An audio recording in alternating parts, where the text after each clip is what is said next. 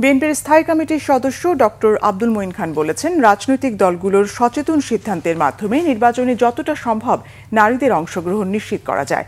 সন্ধ্যায় রাজধানীর একটি হোটেলে আয়োজিত সেমিনারে মঈন খান বলেন, আইন করে সবকিছু সম্ভব হয় না।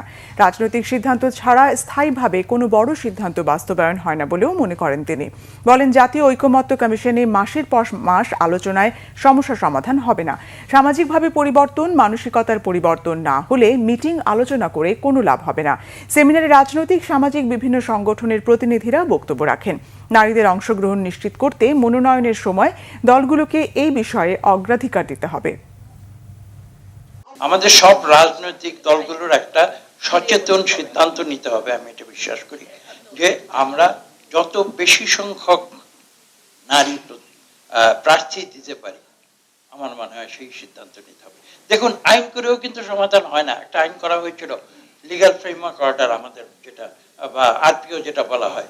আরপিওতে বলা হয়েছিল যে 2020 সালের মধ্যে প্রত্যেকটি রাজনৈতিক দলের অন্তত শতকরা 30% যে অফিস বেয়ারার তার নারী হতে হবে।